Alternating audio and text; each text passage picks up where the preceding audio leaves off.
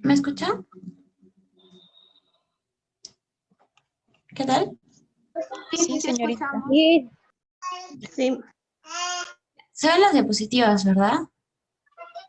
Así es. Listo.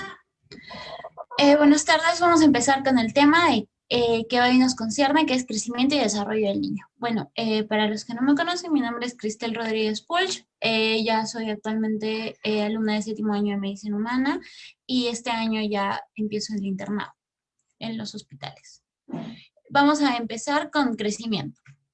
¿Qué es el crecimiento?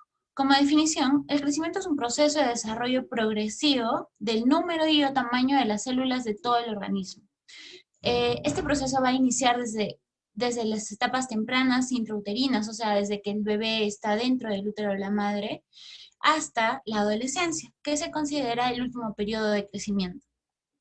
El crecimiento conduce a un aumento progresivo del tamaño corporal, el cual puede ser evaluado mediante la medición del peso, la talla, el perímetro cefálico, que es el perímetro del cráneo, el perímetro braquial, el perímetro del brazo y los pliegues cutáneos, que ya sirven para medir, para hacer medidas antropométricas, que son la definición que necesitamos para caracterizar algún tipo de obesidad. Entonces, ¿qué factores tenemos que regulan el crecimiento? Tenemos factores nutricionales, claramente son los más importantes, pero si los factores nutricionales son correctos y hay un desbalance entre los factores socioeconómicos, emocionales y genéticos, tampoco significa que vaya a haber un crecimiento adecuado. Entonces, desarrollemos los factores nutricionales, ¿no? El cuerpo tiene una necesidad de nutrientes y si esto no se aporta en cantidad y en calidad adecuada, disminuye la velocidad de crecimiento del niño. Los factores socioeconómicos, si bien es cierto, están muy relacionados con los nutricionales, ya que las clases sociales menos favorecidas tienden a tener problemas en la adquisición de nutrientes adecuados para los niños y por ende se registran varios niños con bajo peso. Además, a esto se suma la falta de higiene por el hacinamiento, que es vivir muchas personas en un lugar pequeño, y el riesgo de enfermedades infectocontagiosas, como las diarreas, que son frecuentes y las cuales nos generan a largo plazo problemas en el desarrollo. También tenemos los factores emocionales, son muy importantes, ya que se han hecho estudios que la carencia afectiva de la madre llega a ser vital para el desarrollo, para la falta de desarrollo y de crecimiento de los niños, ya que cuando el niño va a requerir la atención de la madre y éste lo rechaza, él, como una manera de reclamo, deja de comer y rechaza los alimentos, expresando de alguna forma su necesidad de afecto. Después tenemos los factores genéticos. Estos factores son muy importantes y es vital que nosotros le expliquemos a las personas que nos pregunten por qué si mi niño consume nota 20, consume bien, no tiene anemia, nada, no crece. Y es una persona de pequeña estatura, y la mamá es de pequeña estatura y el papá es de pequeña estatura. Es por eso, porque la herencia determina la potencialidad genética de una persona para crecer. Así sea un niño que tenga todos los multivitamínicos, esté muy bien alimentado, tenga un desarrollo excelente, un desarrollo cognitivo también excelente, si los papás o en sí su herencia dicta que él sea pequeño de estatura, pues no hay nada que hacer. ¿Cuáles son las fases del crecimiento? Como les mencioné, el crecimiento empieza intrauterino, o sea, dentro del útero de la mamá. Entonces, tenemos la primera fase, que es el crecimiento embrionario. Aquí ya empieza a crecer el niño, desde la fecundación hasta la 12ª semana de vida intrauterina. Este es un periodo que se caracteriza por una gran multiplicación, ya que se tiene que formar la persona, ¿no? El ser humano. Y por la organogénesis, que es la formación y la diferenciación de las células para formar los órganos del ser humano.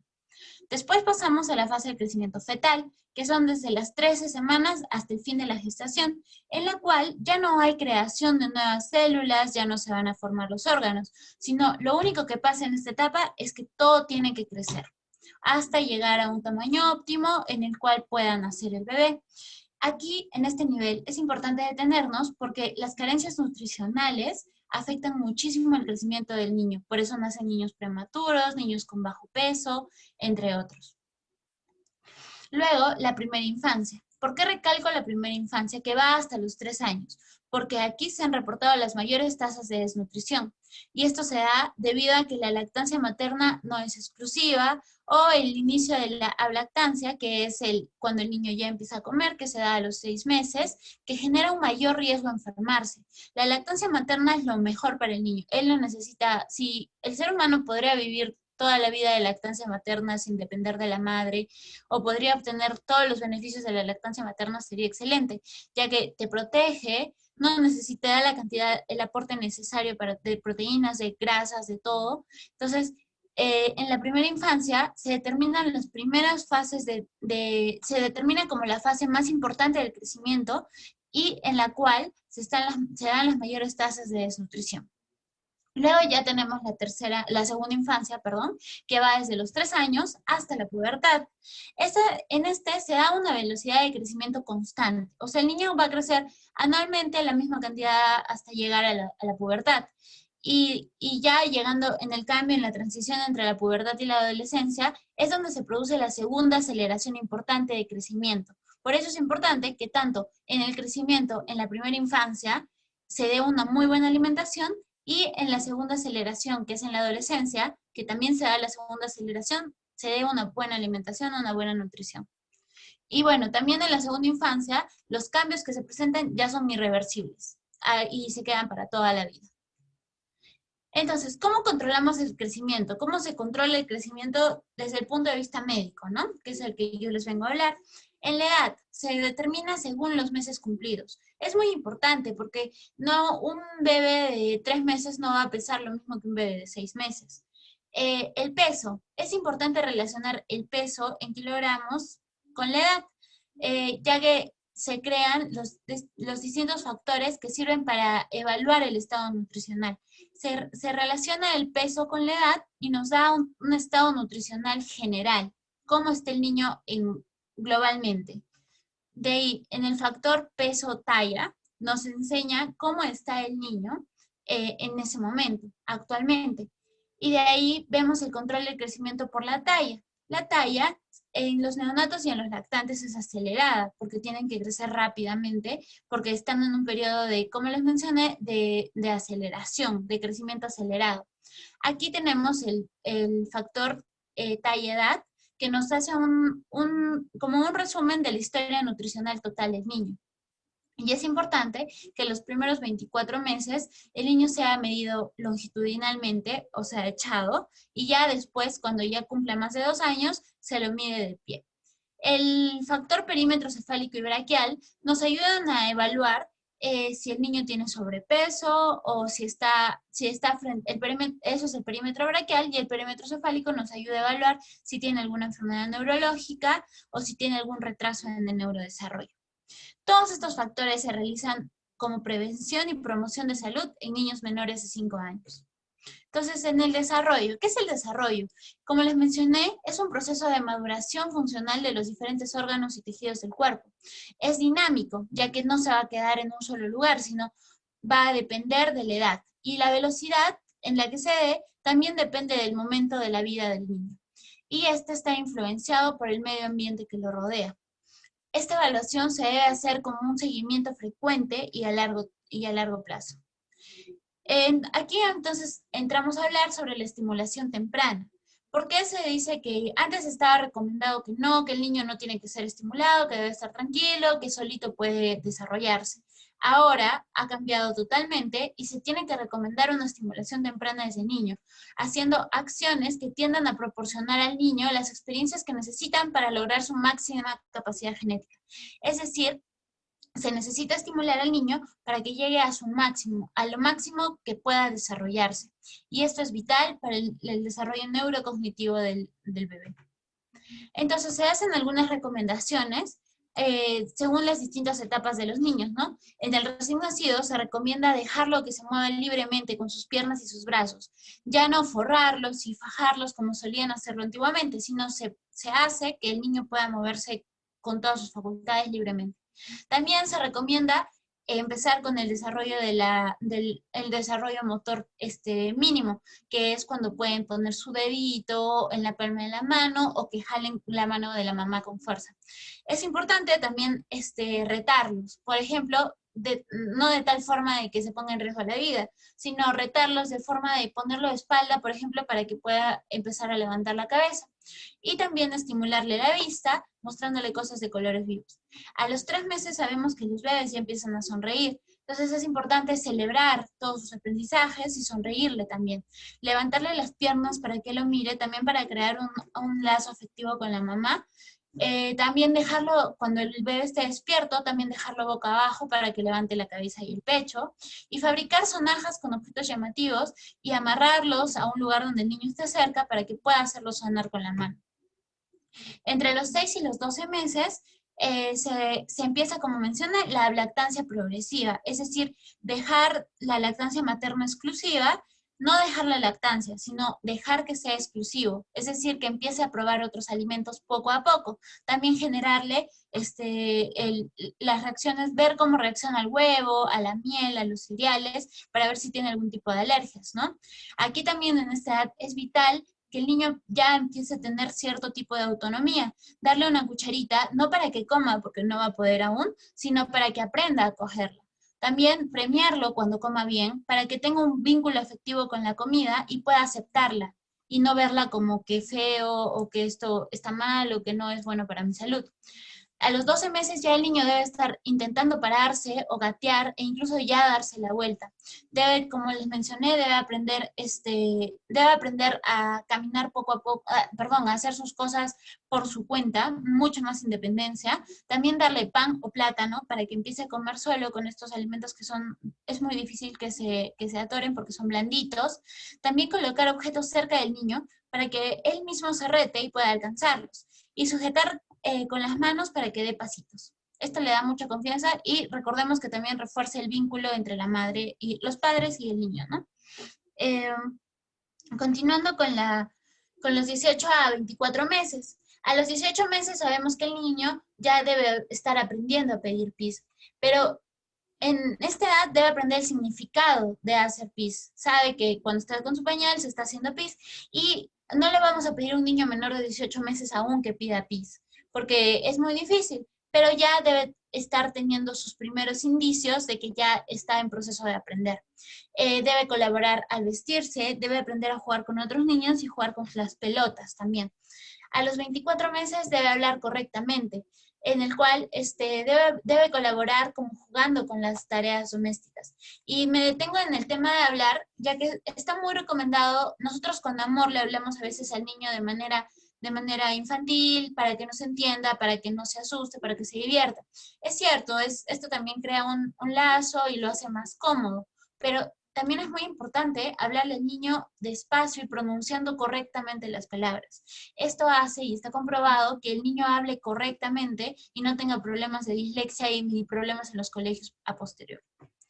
Luego ya a los 36 meses, ya estamos hablando de ya casi ya no un bebé, sino un niño, en él ya debe desarrollarse un lenguaje nuevo, más variado, más amplio, y él ya debe empezar a crear juegos. Y a los 60 meses, que ya es a los 5 años, debemos ya tener un niño que habla, cuenta, dibuja el cuerpo y sabe expresarse. Entonces, este niño debe saber ya hacer caso a las reglas, regirse a reglas, reconoce el sexo de las personas, distingue lo que es la fantasía de la realidad, ya debe hablar muy claro, contando historias precisas y completas, sabe su nombre y su dirección completa, sabe contar mucho más de 10 y dibuja el cuerpo con al menos 6 partes. Es muy importante porque esto le permite al niño reconocerse a sí mismo. Y también me detengo aquí porque es muy importante que los niños reconozcan su sexualidad desde muy pequeños y puedan interpretar lo que significa el pene o la vagina y puedan decirlo de tal forma de que ellos se identifiquen y sepan proteger también esas partes que solo son disponibles para ellos. Entonces, hemos hablado de todo un proceso de crecimiento, cómo se debe dar, cómo debe ser adecuado y cómo debe de darse según las recomendaciones que nos dan los médicos y todo. Pero aquí tenemos un problema. En el Perú, básicamente. En el Perú, como les mencioné también, para el crecimiento es muy importante los factores nutricionales, ¿no? Estos factores nutricionales se ven muy afectados en el Perú, ya que tenemos altos índices de pobreza, y también por la cultura, ya que el peruano está acostumbrado a una dieta basada en carbohidratos. Y eso no está mal, porque nosotros estamos acostumbrados a comer papa, arroz y nuestro guiso, un poco de guiso, bastante papa, bastante arroz. Y esto nos lleva a problemas a largo plazo, porque esto lo transmitimos a nuestros niños, así los alimentamos. ¿Y qué problemas nos van a dar? Anemia y obesidad. Entonces, hemos escuchado hablar de la anemia muchísimas veces. Es una enfermedad que el MINSA siempre está en constante control de esto, ya que no es solo importante como medidor demográfico de cómo está el desarrollo, cómo está la salud en un país, sino que también es un indicador de cómo se está desarrollando la educación en los niños y la educación en los padres. Entonces, para no hacerlo muy largo, la anemia se define como una baja concentración de hemoglobina en sangre. La más frecuente es la ferropénica o la carencia de fierro, aunque también puede producirse anemia por otras causas. Pero nosotros nos vamos a centrar en la anemia ferropénica, que es la que nos importa, que es por carencia de fierro, que sería carencia de fierro igual a carencia de nutrientes. Entonces, tenemos los valores normales de hemoglobina a nivel del mar y en Arequipa. Es importante saber que en Arequipa no se va a dar los mismos valores de hemoglobina normales que en Lima, que está a nivel del mar, ya que Arequipa se encuentra a 2.335 metros sobre el nivel del mar y tiene un factor de corrección de 1. ¿Esto por qué? Porque la hemoglobina lleva el oxígeno a todo el cuerpo. Y sabemos que el oxígeno de Lima no va a estar en la misma concentración que el oxígeno de Arequipa, ya que nosotros estamos un poco más arriba. Entonces, encontramos aquí los valores recomendados por la OMS, que son a nivel del mar o hasta 1.000 metros sobre el nivel del mar. Pero tenemos una fórmula que es para ajustarlo. Entonces, les puse un ejemplo aquí. Si tenemos un niño de 3 meses proveniente de Arequipa, con hemoglobina 10, buscamos en la tablita, ¿tiene hemoglobina 10, 3 meses? Ah, no, está en el límite, todavía no tiene anemia, pero lo dejamos ahí, no. Si vemos el factor de corrección, que simplemente es quitar en Arequipa, simplemente es -1, 9. Entonces, con 9, el niño ya está en una anemia. Entonces, ¿qué causa anemia por déficit de hierro? Primero, es la alimentación. El principal factor para anemia por déficit de hierro en el Perú es la alimentación, que tiene bajo contenido de fierro.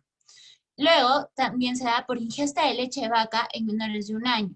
Recordemos siempre que los menores de 6 meses son lactancia materna exclusiva y a partir de los 6 meses tiene que haber una lactancia progresiva y no se recomienda la leche de vaca en menores de 1 año porque genera anemia por déficit de hierro.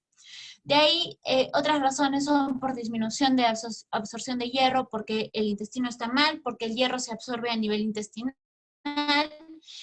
porque no se cubrieron los requerimientos en las etapas de crecimiento acelerado, que ya les mencioné cuáles fueron, en menores de 2 años y en adolescentes. Por infecciones crónicas, malaria, diarreas frecuentes, fiebres frecuentes, infecciones respiratorias agudas frecuentes, y también por prematuridad, bajo peso al nacer y por el corte inmediato del cordón umbilical. Es porque cuando cortan inmediatamente el cordón umbilical, se corta todo tipo de transferencia de la madre, y esta no deja de enviar, así haya nacido el bebé, el cordón umbilical sigue conectado con él y le sigue enviando sus defensas. Entonces, cuando cortan el cordón umbilical inmediatamente al momento de nacer, generan un tipo de anemia, que es por déficit de hierro, que se produce porque la mamá no terminó de enviarle todas las células sanguíneas a su bebé. Entonces, sé que he hablado de hemoglobina, de fierro, y quiero definirlo para que lo tengamos claro. ¿Qué es la hemoglobina? Es una proteína globular que está presente en los glóbulos rojos. ¿Cuáles son los glóbulos rojos? Los que hacen que el color de la sangre sea rojo. La sangre está compuesta por muchas células. La primordial es los glóbulos rojos, también tenemos los linfocitos, tenemos plaquetas, pero ahora vamos a hablar de los glóbulos rojos. ¿Cuál es la función principal de los glóbulos rojos y de la hemoglobina? Llevar oxígeno a los tejidos. La hemoglobina, como lo mencioné, es una proteína. Esta está formada por muchas moléculas, pero principalmente por el grupo M. Vamos a ver, ¿por qué es importante el grupo M? Porque está relacionado con el fierro. Entonces, aquí vemos en el esquema que cómo son las moléculas de oxígeno. Van a entrar a la hemoglobina y van a transportarse por medio de la sangre que llega a todo el cuerpo, a todas las células sanguíneas. Y esta, al llegar a la célula, es un proceso que se da microscópicamente, va a liberar oxígeno y el oxígeno nos va a ayudar a producir ATP. ¿Qué es el ATP? Es la energía que necesitan nuestras células para que yo pueda hablar, para que pueda respirar, para que pueda moverme, para hacer todo.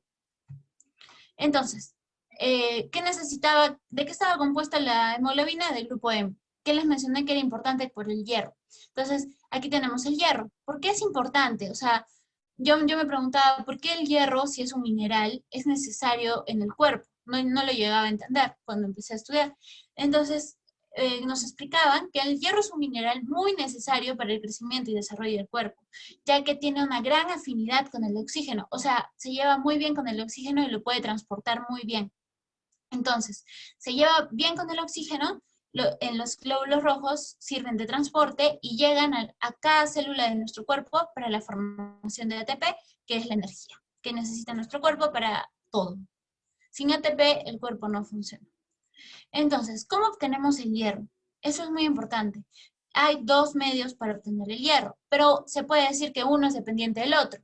El hierro se obtiene de la alimentación, principalmente, de la carne y de las verduras. La carne es proveedora de hierro con el grupo M muy establecido, y las verduras tienen el grupo no M.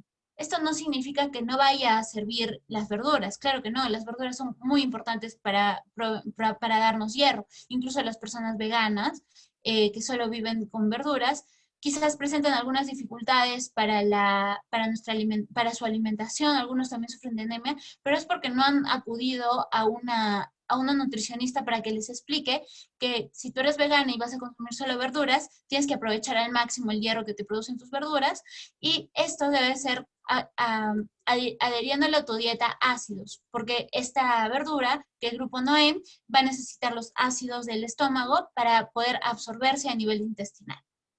Entonces, volviendo a la alimentación por carnes, que es la normal, que todo el mundo consume carne, la carne es la principal fuente de hierro, pero no solo la encontramos como carne pura, sino también en el hígado, en la sangrecita, que se recomienda muchísimo, y el MINSA incluso ha sacado una guía para alimentación que te dan dietas a bajo costo de carnecita, de sangrecita, de alimentos como lentejas, el perejil, la soya, el sésamo, los frijoles, las lentejas, las espinacas, las almendras. Todos estos son alimentos que tienen, como vemos en la imagen, por ejemplo, el hígado tiene 30 miligramos por cada 100 gramos de hierro, y la espinaca tiene 2.7 miligramos, que también es bastante, o sea, es un montón.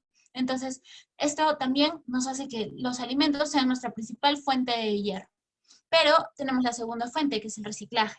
¿Por qué hablamos de reciclaje? Y les pongo la imagen de una hemoglobina. Porque los glóbulos rojos, que aquí les mostré cómo son redonditos y no están para siempre. O sea, no tenemos la misma sangre siempre, por así decirlo, sino se renueva. Y esto se renueva cada 120 días. Pero no es que queda el glóbulo rojo viejito y se elimina o lo eliminamos por algún lugar. No, sino ¿qué pasa? Esto pasa al vaso, y en el vaso se recicla el fierro del glóbulo rojo. Esto hace que que el glóbulo rojo viejito que ya falleció, eh, nosotros lo podamos volver a utilizar y volver a formar más glóbulos rojos, y volver a formar hemoglobina, y volver a transportar oxígeno por todo nuestro cuerpo. Entonces, es muy importante también el reciclaje en caso de las anemias por hemorragias, porque en este caso no se da o sea, en una hemorragia tú pierdes muchísima sangre y pierdes la capacidad de reciclaje del cuerpo, y no se pierden todas las fuentes tanto las fuentes que teníamos vivas de la sangre viva, que estaba, de los glóbulos rojos vivos que estaban proveyéndonos oxígeno, se pierde, y se pierde el oxígeno, el fierro de los glóbulos rojos que ya estaban viejitos. Entonces, ¿cuál es la principal fuente? La alimentación. ¿Por qué? Porque sin alimentación no va a haber glóbulos rojos para reciclar. Entonces, ¿cuál sería la principal fuente? La alimentación. Entonces, ¿cómo se da la anemia? como les mencioné, la anemia el fierro se va a absorber a nivel intestinal. Nosotros tenemos varias fuentes en el cuerpo humano, muchos lugares donde se acumula fierro en forma de ferritina. Entonces, el fierro va a viajar por medio de la transferrina, que es una enzima que va a llevar el fierro por todo el cuerpo, a la médula ósea. Y es en la médula ósea donde se van a producir los eritrocitos. Los eritrocitos o los glóbulos rojos. Entonces, si tenemos los glóbulos rojos aquí y estos son segregados, estos se van frente a unas pérdidas de hierro, la transferrina no va a tener que transportar. Entonces, la médula ósea no va a tener con qué trabajar y entonces no va a haber eritrocitos. ¿Cómo diagnosticamos una anemia? La clínica es lo principal, lo que nosotros vemos. ¿Cómo le podemos aconsejar a una señora que su niño está con una anemia, ¿no? Porque tenemos un niño con cansancio, con palidez, con incremento del sueño. Vemos también que es adinámico, que no está jugando, que está somnoliente, que quiere dormir todo el día. Los niños muchas veces expresan sus enfermedades llorando, irritables, lloran de todo, están mareados y pierden totalmente el apetito. También si ya lo llevamos quizás a un médico, nos va a decir que tiene mayor frecuencia cardíaca, va a tener palpitaciones y soplos. También uno de los criterios clínicos que más se ve en un niño con anemia es la palidez, pero no es aguda. Vemos que la palidez se da ya cuando el niño está con una hemoglobina bastante baja. También tenemos trastornos tróficos epiteliales. Esto quiere decir que son síntomas de que las células no están funcionando bien. ¿Y cuáles son las células que están en constante recambio? ¿Qué es lo que más rápido se cambia en nuestro cuerpo? El pelo. Entonces, ¿qué es lo primero que va a presentar un niño que esté con ya una anemia crónica? Caída de pelo, que es alopecia. Coiloniquia, esto se conoce. Otra célula que siempre está en constante recambio son las células de las uñas. Y la coiloniquia es la debilidad de las uñas. Otra célula que está en constante cambio es la de la boca, la de los labios. Y vamos a presentar una glositis. Glositis quiere decir una inflamación de la lengua. Queilitis angular es una inflamación de los labios, pero del ángulo. Entonces, es un signo que cuando vemos en los niños es también bastante común de una anemia crónica. Y disfagia, porque el intercambio de las células a nivel esofágico también es importante y se da cada corto tiempo. Entonces, las células al no tener el ATP suficiente para continuar con su recambio, va a producir un dolor a nivel del esófago. Pica. Hemos escuchado mucho de este término, pero es muy importante y también muy patognomónico y muy propio de la anemia, que significa que te da por comer, por ejemplo, tierra o hielo. Esto es por el déficit de hierro. Te antojas mucho de comer hielo, de comer tierra. Y bueno, a niveles de los laboratorios se ve que hay un aumento de plaquetas y un aumento de la eritropoyetina, que es la enzima que se encarga de la formación de las células. Al no poder formar glóbulos rojos, va a formar plaquetas. Y bueno, ¿cómo se hace el diagnóstico? Clínica, la mamá encuentra a su bebé, lo ve sugestivamente de anemia, piensa por qué está tan débil, ya sabemos, bueno, las mamás ya saben que los niños son más activos, que no duermen tanto, que comen bien, ya lo vemos medio raro y lo llevamos a la posta. En la posta nos dan laboratorio y vemos que está con la hemoglobina baja. Esto ya nos da el diagnóstico y lo tenemos que tratar. ¿Cómo se da el tratamiento de la anemia? Es importante tratar la causa subyacente de la anemia, es decir, lo que está haciendo que el niño no esté adquiriendo el fierro que necesita. Esto se puede hacer, por ejemplo, dándole consejería a los niños, dándole consejería a la madre de cómo debe administrar correctamente la comida de los niños. Si, por ejemplo, es un niño menor de 1 año que ha iniciado tomando leche de vaca, descontinuarla por completo. Y de esta forma tratamos la causa subyacente. Pero si el caso tiene una anemia ya moderada, ya debemos empezar, vamos a ir en partes. Primero hay una anemia leve, que es con una hemoglobina de 9.5, de 10 a 9.5. En este caso se recomiendan los multimicronutrientes en polvo, que son multivitamínicos, zinc, ácido fólico, y se recomienda diariamente por 1 año. Tenemos casos moderados, que ya en estos casos se debe dar fierro, fierro en jarabe, que es el sulfato ferroso o el hierro polimaltosado. En este caso, esto ya depende del niño, el médico ya le da de acuerdo a su peso, y los principales efectos adversos de consumir fierro es que van a producir heces oscuras y en muchos casos estreñimiento también. Lo que se recomienda es dar un control a los 6 meses y al año. También en casos graves, donde ya hay niños con hemoglobinas súper bajas, ya se recomienda dar transfusiones sanguíneas. Vemos aquí que este es un screenshot de la guía de práctica clínica de anemia en el Perú, y vemos que se recomiendan multimicronutrientes en polvo, entonces nuestro nota 20 iría muy bien aquí. Luego vemos también el contenido de hierro que tiene en cada 100 gramos de alimento de origen animal. Por eso siempre se recomienda primero empezar con sangrecita, con vaso, con hígado de pollo, riñón, pulmón, también el pavo, la carne de res, los pescados, el carnero o los corderitos, pollo, todo eso nos va a aportar una gran cantidad de hierro. ¿Por qué es tan importante hablar de anemia? Porque la anemia es un problema de salud de alta prevalencia, tanto en el área urbana, en personas que viven en la ciudad, como en el área rural. En el Perú, al año 2019, un 40% de los niños tenía anemia. Vemos, este es el afiche del MINSA del año pasado, que se recomendó que por el COVID no nos descuidemos de la anemia. Se esperaba para este año ya disminuir nuestra cantidad de anemia en el Perú, pero no ha disminuido mucho, porque como otras enfermedades le han dado más importancia al COVID. Y es cierto, es muy importante porque es prevalente y tiene muchas muertes, pero recordemos que no es la única enfermedad. Entonces, ¿cuáles son las principales recomendaciones del MINSA? Primero, en todos los niños menores de 6 meses y en embarazadas y en adolescentes, hacer un descarte de anemia.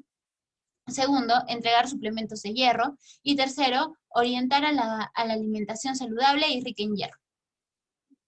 Eso es todo. Gracias. ¿Tienen alguna pregunta? Tenemos bastante tiempo para preguntas.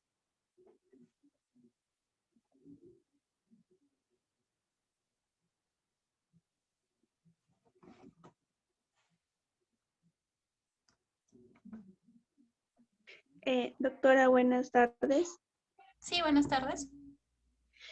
Una pregunta, ¿por qué los niños, por qué este producto se recomienda a partir de los 5 años y, por ejemplo, y no puede tomar un niño de 4 años?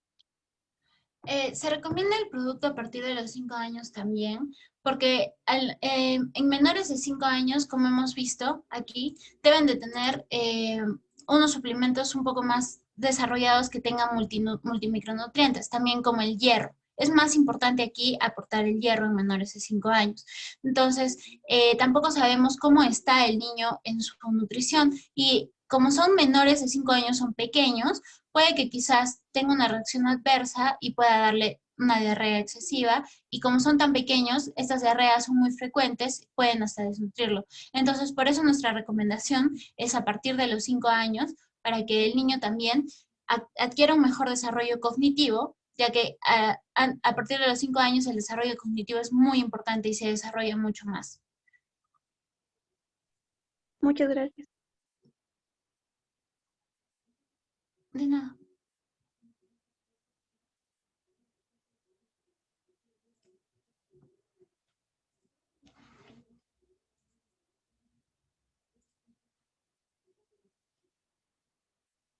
¿Tienen alguna otra pregunta o algo que no les haya quedado claro sobre la anemia?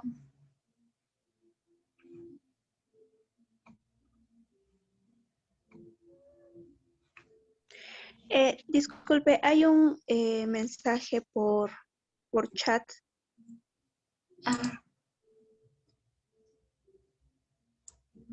A ver, dice, ¿por qué motivos un bebé de 2 años no habla casi fluido? Solo dice mamá o papá. Bueno, si revisamos las diapositivas que les presenté del desarrollo de los niños de 2 años, ya a los 2 años un bebé ya tiene que empezar a hablar correctamente, ¿no?